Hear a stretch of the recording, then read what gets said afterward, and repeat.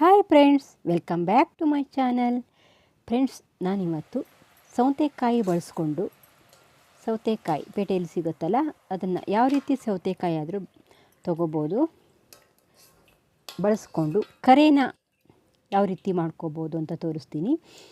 ತುಂಬ ಚೆನ್ನಾಗಿ, ತುಂಬ ಕಲರ್ಫುಲ್ಲಾಗಿ, ತುಂಬ ಗರಿಯಾಗಿ ಆಗೋದಕ್ಕೆ ಕೆಲವು ಟಿಪ್ಸ್ಗಳನ್ನು ಕೂಡ ಶೇರ್ ಮಾಡಿದ್ದೀನಿ.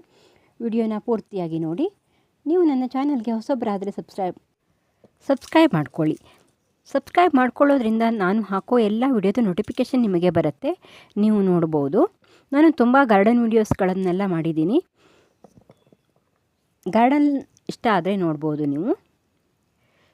ಇದು ಸೌತೆಕಾಯಿ ಸೌತೆಕಾಯಿನ ತೊಗೊಂಡಿದ್ದೀನಿ. ಇದು ಬಲ್ತಿರೋ ಅಂಥ ಸೌತೆಕಾಯಿ, ನೀವು ಯಾವುದಾದ್ರೂ ತೊಗೋಬೋದು. ಅದನ್ನು ನಾನು ಹೆಚ್ಚಿಕೊಂಡಿದ್ದೀನಿ ನೋಡಿ. ಇಲ್ಲಿ ಹೆಚ್ಚಿಕೊಂಡು ಮಿಕ್ಸಿಗೆ ಹಾಕಿ ರುಬ್ಕೊಳ್ಬೇಕು. ಇದನ್ನು ಈ ರೀತಿ ಮಾಡೋದ್ರಿಂದ ಈ ಸೇವು ಕರೆ ಅಂತೀವಲ್ಲ ನಾವು, ಅದು ತುಂಬ ಬಿಳುಪಾಗಿ ಬರುತ್ತೆ, ಚೆನ್ನಾಗಿ ಕಲರ್ ಬರುತ್ತೆ ನೋಡಿ. ಇದನ್ನು ಸೋಸ್ಕೊಳ್ಬೇಕು.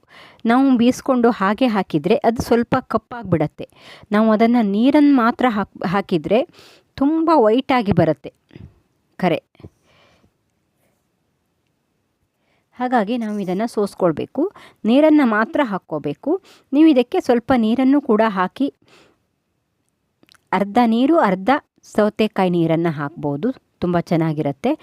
ಫುಲ್ ಬರೀ ಸೌತೆಕಾಯಿ ನೀರಲ್ಲೇ ಕಲಸೋದು ಬೇಡ ನೋಡಿ. ನಾನು ಸ್ವಲ್ಪ ನೀರನ್ನು ಹಾಕಿ ಮಿಕ್ಸ್ ಮಾಡಿ ತುಂಬ ಚೆನ್ನಾಗಿ ಅದನ್ನು ಸೋಸ್ಕೊಳ್ಬೇಕು. ಅದು ಸೌತೆಕಾಯಿ ಪರಿಮಳ ಆದರೆ ಸಾಕು, ಅಷ್ಟು ಚೆನ್ನಾಗಿರುತ್ತೆ, ತುಂಬ ಗರಿಗರಿಯಾಗಿ ಇರುತ್ತೆ. ನಾವು ಇದನ್ನು ಸ್ಟೋರ್ ಮಾಡಿ ಇಟ್ಕೋಬೋದು. ಮಕ್ಕಳಿಗೆ ತುಂಬ ಇಷ್ಟಪಟ್ಟು ತಿಂತಾರೆ. ಹಾಗೆ ಯಾರಾದರೂ ಗೆಸ್ಟ್ ಬಂದಾಗ ಅವ್ರಿಗೆ ಕೊಡಲಿಕ್ಕೂ ಚೆನ್ನಾಗಿರುತ್ತೆ ನೋಡಿ. ನಾನು ನೀರನ್ನು ಮಾತ್ರ ಸೋಸ್ಕೊಂಡಿದ್ದೀನಿ ನೋಡಿ. ಇದರಲ್ಲಿ 1 ಬೌಲು ನೀರಾದರೆ 1 ಬೌಲ್ ಹಿಟ್ಟನ್ನು ತಗೋಬೇಕು ನಾವು. ಆ ಪ್ರಮಾಣದಲ್ಲಿ ತಗೊಂಡ್ರೆ ಚೆನ್ನಾಗಿ ಹದವಾಗಿ ಬರುತ್ತೆ. 1 ಬೌಲ್ ನೀರಿಗೆ 1 ಬೌಲ್ ಹಿಟ್ಟು, ಅಕ್ಕಿ ಹಿಟ್ಟು. ನೀವು ಪೇಟೆಯಲ್ಲಿ ಸಿಗೋ ಅಕ್ಕಿ ಹಿಟ್ಟನ್ನಾದರೂ ಬಳಸ್ಕೋಬೋದು, ಇಲ್ಲ ಮನೆಯಲ್ಲೇ ಮಾಡ್ತೀವಿ ಅಂದರೆ ಅಕ್ಕಿನ ಹುರಿದು ಹಿಟ್ಟು ಮಾಡಿಕೊಂಡ್ರೆ ಚೆನ್ನಾಗಿರುತ್ತೆ. ನಾನು ಇಲ್ಲಿ ಪೇಟೆಯಲ್ಲಿ ಸಿಗೋ ಹಿಟ್ಟನ್ನೇ ಬಳಸ್ಕೊಂಡಿದ್ದೀನಿ ನೋಡಿ. ಸ್ವಲ್ಪ ಉಪ್ಪು ಮತ್ತು ಸ್ವಲ್ಪ ನೀರು ಮತ್ತು ಸ್ವಲ್ಪ ಎಣ್ಣೆನೂ ಹಾಕಿ ನಾನಿಲ್ಲಿ ಕೊದಿಲಿಕ್ಕೆ ಇಟ್ಕೊಂಡಿದ್ದೀನಿ ನೋಡಿ. ಇದು ನಾನು ಚಕ್ಲಿ ಮಿಕ್ಸ್ ಅಂತ ಸಿಗತ್ತೆ ನಮ್ಮ ಕಡೆ, ಅದನ್ನೇ ತೊಗೊಂಡಿದ್ದೀನಿ. ಪೇಟೆಯಲ್ಲಿ ಸಿಗೋ ಹಿಟ್ಟು ನಾನಿಲ್ಲಿ 1.5 kg ಆಗುವಷ್ಟು ಮಾಡ್ಕೊಂಡಿದ್ದೀನಿ ನೋಡಿ. ನೀರು ಚೆನ್ನಾಗಿ ಕುದಿಬೇಕು. ನಾನಿಲ್ಲಿ ಎಣ್ಣೆನ ಸ್ವಲ್ಪ ಹಾಕ್ಕೊಂಡಿದ್ದೀನಿ. ಎಣ್ಣೆ ಹಾಕೋದ್ರಿಂದ ತುಂಬ ಗರಿಗರಿಯಾಗಿ ಬರುತ್ತೆ ಮತ್ತು ಹಿಟ್ಟು ಕೂಡ ಚೆನ್ನಾಗಿ ಬರುತ್ತೆ. ಹಾಗಾಗಿ ಇದಕ್ಕೆ ನಾವು ಎಣ್ಣೆನ ಸ್ವಲ್ಪ ಹಾಕ್ಕೋಬೇಕು. ನೀವು ಅಡುಗೆ ಎಣ್ಣೆನ ಹಾಕ್ಕೊಳ್ಳಿ, ಯಾವುದಾದ್ರೂ ಎಣ್ಣೆ ಆಗ್ಬೋದು. ಕೊಬ್ಬರಿ ಎಣ್ಣೆ ಆದರೂ ನಾನು ಕೊಬ್ಬರಿ ಎಣ್ಣೆ ಹಾಕಿದ್ದೀನಿ. ನೀವು ಯಾವುದಾದ್ರೂ ಎಣ್ಣೆ ಹಾಕ್ಕೊಂಡು ಅದು ನೀರು ಕುದಿ ಬಂದಮೇಲೆ ಈ ರೀತಿ ಹಾಕಿ ನೋಡಿ, ಮಿಕ್ಸ್ ಮಾಡ್ಕೋಬೇಕು. ಕುದೀತಾ ಇರಬೇಕು ನೋಡಿ. ಒಂದು ಕುದಿ ಬಂದಮೇಲೆ ಅದನ್ನು ಗ್ಯಾಸ್ ಆಫ್ ಮಾಡಬೇಕು. ಒಂದು ಕುದಿ ಬರಬೇಕು. ನಾವು ಹಿಟ್ಟು ಹಾಕಿದ ಮೇಲೆ ಗ್ಯಾಸ್ ಆಫ್ ಮಾಡಿ ಆಮೇಲೆ ಸ್ವಲ್ಪ ಹಿಟ್ಟನ್ನು ಮತ್ತೆ ಹಾಕ್ತೀನಿ ನಾನಿಲ್ಲಿ ನೋಡಿ. ತುಂಬ ಹಿಟ್ಟನ್ನು ಒಂದೇ ಸಾರಿ ಹಾಕಬೇಡಿ, ನೀವು ಮಿಕ್ಸ್ ಮಾಡಿ ನೋಡಿ ಆಮೇಲೆ ಹಾಕಿ ನೋಡಿ. ಈ ರೀತಿ ಹದವಾಗಿರಬೇಕು ಅದು. ನೀವು ನೀರನ್ನು ಅಳತೆ ಮಾಡಿಕೊಂಡ್ರೆ ಆ ಪ್ರಮಾಣದಲ್ಲಿ ಹಾಕಿದರೆ ಸರಿಯಾಗಿರುತ್ತೆ ನೋಡಿ.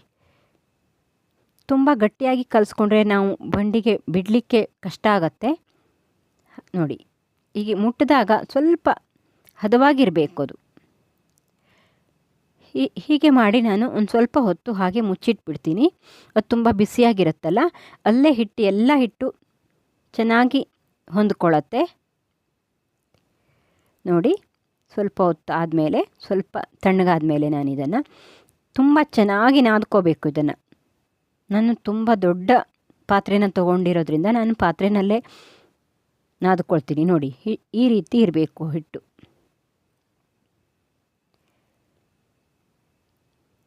ಚೆನ್ನಾಗಿ ನಾದ್ಕೋಬೇಕು ಇದನ್ನು.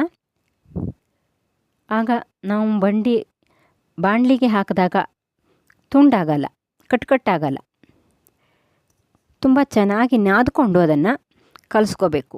ಕಲಿಸ್ಬೇಕಾದ್ರೆ ನಾವು ನಾದ್ಕೊಂಡ್ರೆ ಚೆನ್ನಾಗಿ ಬರುತ್ತೆ. ನೋಡಿ, ನನ್ನ ಹಿಟ್ಟು ಹದವಾಗಿದೆ. ನೀವು ಸ್ವಲ್ಪ ಇಲ್ಲಿ ಗಟ್ಟಿ ಆಗಿದ್ದರೆ ಸ್ವಲ್ಪ ಬಿಸಿ ನೀರನ್ನು ಹಾಕ್ಕೊಂಡು ಮತ್ತೆ ಕಲಿಸ್ಕೊಳ್ಳಿ.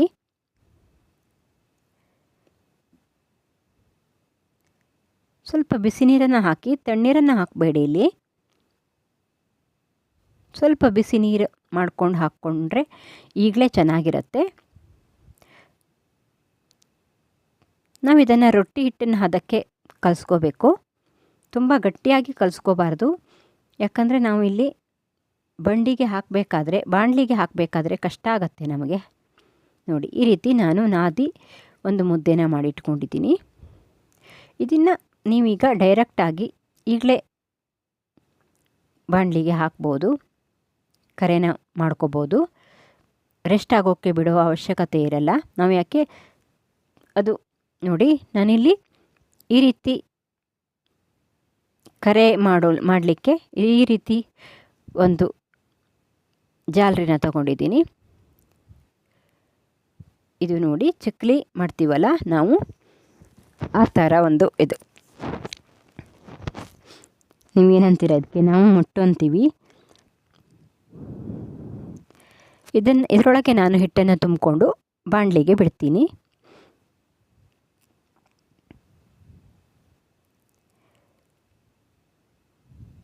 ನೋಡಿ, ನಿಮ್ಮ ಹತ್ರ ಯಾವುದಿದೆಯೋ ಅದನ್ನು ತಗೊಳ್ಳಿ. ನೋಡಿ, ನಾನು ಇಲ್ಲಿ ಕಬ್ಬಣದ ಬಾಣಲಿ ತಗೊಂಡಿದ್ದೀನಿ. ಬಾಣಲಿಗೆ ಸ್ವಲ್ಪ ಎಣ್ಣೆನ ಹಾಕ್ಕೊಂಡಿದ್ದೀನಿ. ಸ್ವಲ್ಪ ಎಣ್ಣೆನ ಹಾಕ್ಕೊಂಡು ನಾವು ಹಿಟ್ಟನ್ನು ಸ್ವಲ್ಪನೇ ತಗೊಂಡು ಅದನ್ನು ನಾದ್ಕೋಬೇಕು. ಮತ್ತೊಂದು ಸ್ವಲ್ಪ ನಾದ್ಕೊಂಡು ಆಮೇಲೆ ನಾನು ಆ ಚಕ್ಲಿ ಮಟ್ಟಿಗೆ ಹಾಕ್ಕೊಳ್ತೀನಿ.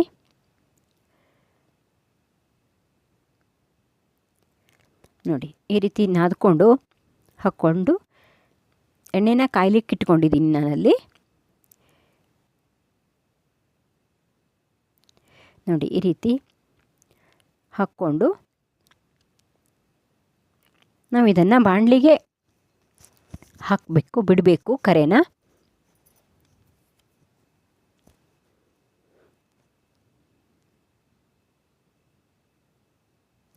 ನೀವು ಈ ರೀತಿ ಮಾಡಿ ಸ್ಟೋರ್ ಮಾಡಿ ಇಟ್ಕೋಬೋದು.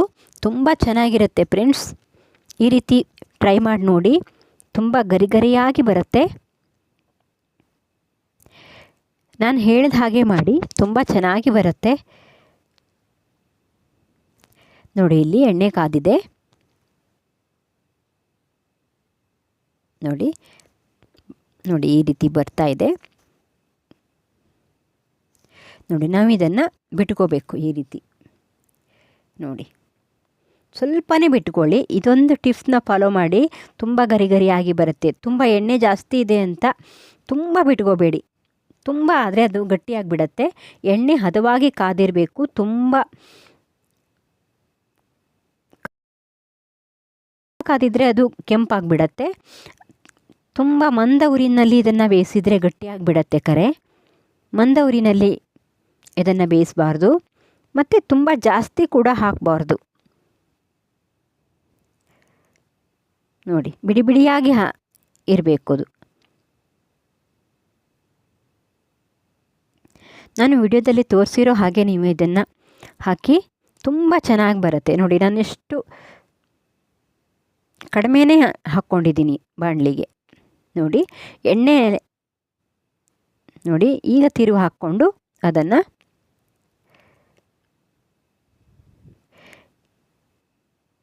ಎಣ್ಣೆ ಜಾಸ್ತಿ ಇದೆ ಅಂತ ನಾವು ಜಾಸ್ತಿ ಹಾಕ್ಕೊಂಡ್ರೆ ಅದು ಗಟ್ಟಿಯಾಗಿಬಿಡತ್ತೆ. ಸ್ವಲ್ಪನೇ ಹಾಕಿ ಬೇಗ ಬೆಂದೋಗಿಬಿಡತ್ತೆ. ನೋಡಿ, ನೊರೆ ಎಲ್ಲ ಆರಿದ ಮೇಲೆ, ನೊರೆ ಬರೋದು ಕಡಿಮೆ ಆದಮೇಲೆ ನಾವು ಅದನ್ನು ತೆಕ್ಕೊಳ್ಬೇಕು. ಬ್ರೌನ್ ಕಲರ್ ಬಂದರೆ ಸಾಕೋದು. ಚಕ್ಲಿ ಆಗಲಿ ಕರೆ ಆಗಲಿ ಅದು ನೊರೆ ಬರೋದು ಕಡಿಮೆ ಆದಮೇಲೆ ಅದನ್ನು ತೆಕ್ಕೊಂಡ್ರೆ ಆಯಿತು. ಆಗ ಅದು ಬೆಂದಿರುತ್ತೆ.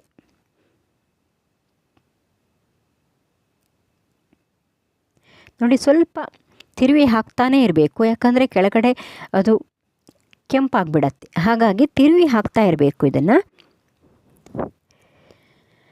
ನೋಡಿ ಈಗ ಸ್ವಲ್ಪ ಮಾತ್ರ ನೊರೆ ಇದೆ.